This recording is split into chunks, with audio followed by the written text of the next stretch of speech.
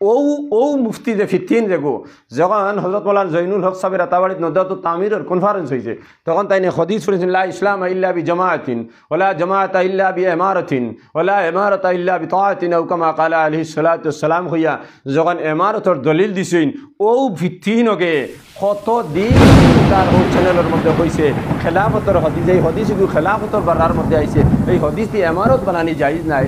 দুঃখ আর আফসোসের বিষয়, বড় দুঃখ আর আফসোসের বিষয়। যদি বুঝছো না তখন আবদার করছো, তো বুঝছো না না বুঝির উপরে আনা বুঝিয়া রই যাব বালা আছিল। এক জায়গা দুই ইমারত বানানি অন্য হাদিসের মধ্যে আছে ইজা বুইয়া আলী খলিফাতাইনে ফাকতুলুল আখিরা মিনহুমা। এটা আমি বানাইয়া কইয়ার না, ইজা বুইয়া আলী খলিফাতাইনে ফাকতুলুল আখিরা মিনহুমা। এটা মুসলিম শরীফের ভাইয়ত এক জায়গা যদি দুইজনকে বানানি হই যায় তাহলে দ্বিতীয় দিন যদি হুকুমতে ইসলামিয়া হইয়া থাকে তারে কাতল করিয়া দুনিয়ার জন্য বিদায় করিলা বারলাগান পাপ করছে। হানফি মযহবের ফিকহের কিতাব চাইলেও ভাইবা ইয়াজিবু আলাল মুসলিমিনা আইয়াত্তাফিকু আলা ওয়াহিদিন মিনহুম ইয়াজআলুনাহু ওয়ালিয়ান ফায়ুওয়াল্লি কাদিয়ান আও ইয়াকদি হুয়াল্লাযী বাইনাহুম। এই যে কাম যেখান মূল মাত যেখান কইবা আপনি যে হাদিস পড়িছেন খলিফা শব্দ দিয়া, যে দেশে খেলাফত প্রতিষ্ঠিত আছে এই দেশে তো খলিফার মাত আছে, যে দেশে খেলাফত নাই, যে দেশে মুসলমানের হুকুমত নাই এই দেশে ফতুল কদির তনে ইবারত পড়িছি। হানফি মযহবের সবচেয়ে মুস্তানাদ কিতাব যেখান হইল ফতুল কদির। এই ফতুল কদির আলাই কইতরা ইয়াজিবু আলাইহিমা ইয়াত্তাফিকু আলা ওয়াহিদিন মিনহুম ইয়াজআলুনাহু ওয়ালিয়ান। মুসলমানের উপরে ওয়াজিব হই যায় যে দেশে মুসলমানের হুকুমত নাই। আমার জামালউদ্দিন সাহেব আলোচনা করছেন ব্রিটিশে ভারতবর্ষ দখল করার বাদ থাকিয়া আন্দোলন শুরু হয়েছে। সর্বপ্রথম ইমারতে শরিয়া গঠন হয়েছে 1827 খ্রিস্টাব্দে। আর শেষ পর্যন্ত তাই এই ব্রিটিশ থাকতে থাকতে লাস্ট ইমারত যেটা গঠন হয়েছে এটা হইল বিহার উড়িষ্যা ইমারতে শরিয়া। ভারতবর্ষ স্বাধীন হওয়ার বাদে প্রথম যে ইমারত বনছে ভারতবর্ষের জমিন, কর্ণাটকের ইমারত 74 ইংরেজিতে, আর দ্বিতীয় যে ইমারত বনছে ভারতবর্ষের জমিন এটা হইল উত্তর পূর্ব ভারত ইমারতে শরিয়া এবং নদওয়াতুত তামির। এই খাম নদওয়াতুত তামিরে করিয়া এই উত্তর পূর্ব ভারতের মুসলমানের উপরে যে ওয়াজিব আছে ইমারতে শরিয়া কায়েম করা, আর যে মুসলমানের উপরে ওয়াজিব আছে আমির নির্ধারণ করিয়া আমিরের অধীনে দারুল খোদা কাজী হল নিযুক্তি দেওয়া হইতো, এই ওয়াজিবরে আদায় করিয়া গেছেন হযরত শেখ বদরপুরি রহমতুল্লাহ আলাইহি। আর আমরা এখন ওয়াজিব লইয়া ফের গালাইয়ার আল্লাহ তাআলা আমরা সকলকে সহিহ সমঝ দেখুয়া। ওয়া আখিরু দাওয়ানা আলহামদুলিল্লাহি রাব্বিল আলামিন। আসসালামু আলাইকুম ওয়া রাহমাতুল্লাহি ওয়া বারাকাতুহু। প্রিয় ভাইরা, আমরা মৌলানার বক্তব্য শুনছিলাম। মৌলানা কিছু গুরাই ফেসাইয়া অনেক কিছু বলেছেন এবং ওয়াজিব করার দিয়েছেন, ওয়াজিব সাব্যস্ত করার চেষ্টা করেছেন। ফাথুল কাদিরের এবারত আনে, যদিও এগুলো এবারত ওয়াজিব সাব্যস্ত হয় না, এবং খিলাফতের বক্তব্যগুলোকে আনে ইমারতে শরিয়া বা সংগঠনের সাথে যুক্ত করতেছেন। তিনি বলেছেন হানাফি মযহবের সবচেয়ে মুস্তানাদ কিতাব হচ্ছে গিয়ে ফাথুল কাদির। তো আমার আশ্চর্য লাগে যে এত বড় আমরা উলামারা এত বড় আলিম হয়ে যদি আমরা হানাফি মযহবের যে তবাকাতগুলো রয়েছে, তবাকাতুল ফুকাহা রয়েছে, আবার মাসাইলেল আহনাম তবাকাত রয়েছে, কিতাবের তবাকাত রয়েছে, আপনার দাবি অনুযায়ী হানাফি মযহবের সবচেয়ে মুস্তানাদ কিতাব হচ্ছে গিয়া কোনটা? ফাথুল কাদির। আমি বলবো না মাহতারাম, ফাথুল কাদির সবচেয়ে মুস্তানাদ কিতাব নয়। এটা আমি বলছি না, আপনারা ফতোয়া শামি যদি বার করেন, ফতোয়া শামি বার করলে দেখতে পারবেন 141 থেকে আরম্ভ হয়েছে। রদ্দুল মুখতার আলা দুররে মুখতার শরহে তানবীরুল আবসারের মধ্যে রয়েছে। মোহাম্মদ আমিন শেহর ইবনে আবিদিন শামি তিনি বলেছেন আল-জুজুল আউয়াল ওয়া কুতুবুজ যাহিরুর রিওয়ায়াতি আতাত সিত্তা লিকুল্লি সাবিতিন আনহুম সান্নাফাহা মুহাম্মদ ইবনুল হাসান আশ-শায়বানি হাররারা ফিহাল মাযাহিবুন নুমানি আল জামিউস সাগীর ওয়াল কবীর ওয়াস সিয়ারুল কবীর ওয়াস সাগীর সুম্মা জিয়াদাত ওয়াল মাবসুত। যে হানাফি মযহবের মূল কিতাব যেগুলো সেগুলো হচ্ছে জাওয়াহিরুর রিওয়ায়াত, যেটা মুহাম্মদ ইবনুল হাসান আশ-শায়বানির লিখিত। এগুলাই হচ্ছে সবচেয়ে মুস্তানাদ এবং মূল কিতাব, যেগুলো বলা হয়েছে তার ইমাম আবু হানিফার ছাত্র ইমাম আবু হানিফা আলাইহির রহমার তিনি 150 হিজরিতে ইন্তেকাল করেন, এবং ইমাম আবু হানিফার প্রসিদ্ধ ছাত্রের মধ্যে ইমাম মুহাম্মদ তিনি সংকলিত করেছেন এই প্রসিদ্ধ 6 কিতাব জামে সাগীর, জামে কবির, সিয়ারে সাগীর, সিয়ারে কবির, মাবসুত এবং জিয়াদাত। এগুলো হচ্ছে গিয়ে জাওয়াহিরুর রিওয়ায়াত। এগুলো হচ্ছে 1 নম্বর পর্যায়ের কিতাব হানাফি মযহবের। 2 নম্বর পর্যায়ের কিতাব হচ্ছে গিয়া কায়সানিয়াত, হারুনিয়াত। এগুলো হচ্ছে গিয়া 2 নম্বর পর্যায়ের কিতাব, যেগুলো হচ্ছে গিয়া ইবনে আবিদিন শামি রসমুল মুফতিতেও বলেছেন এই কথাটা। তো সেই হিসাবে ফাথুল কাদির হানাফি মযহবের সবচেয়ে মুস্তানাদ কিতাব নয়।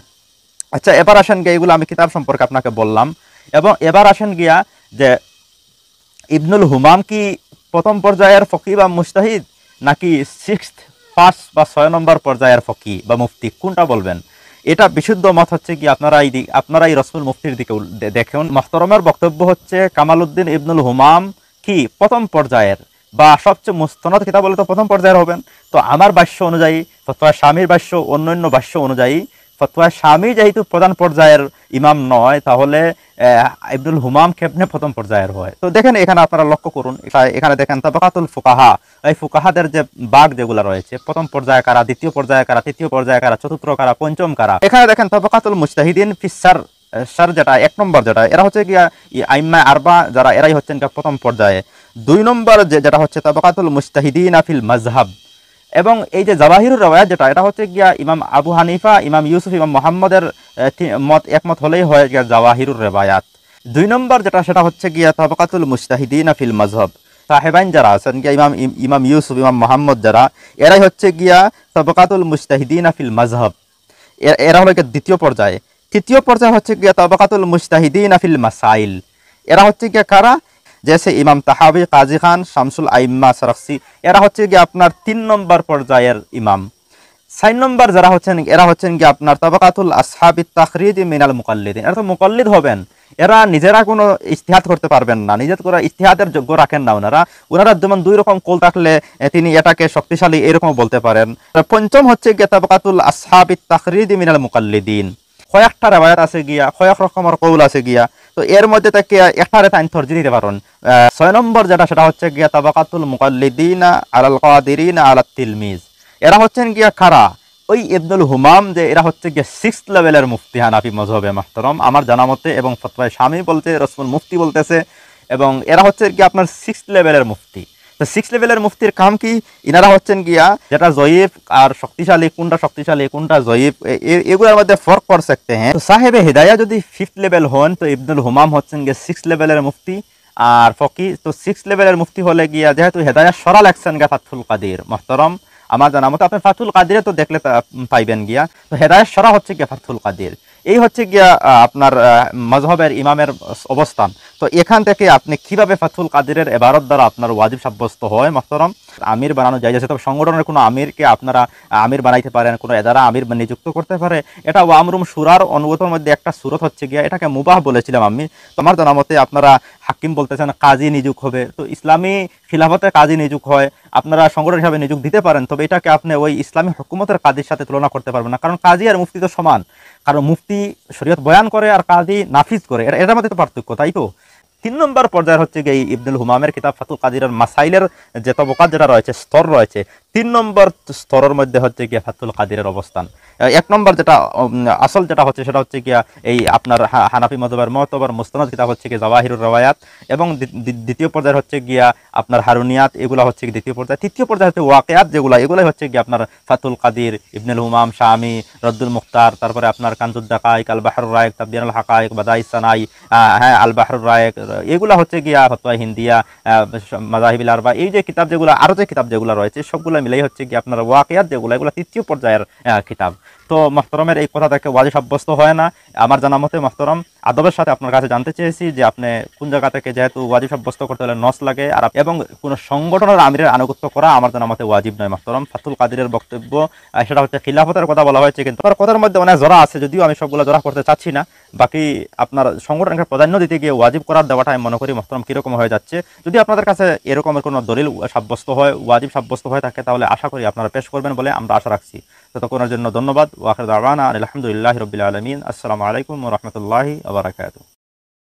नानात भी कलशकर सिद्क़ा वफ़ा का पे कर उलमाए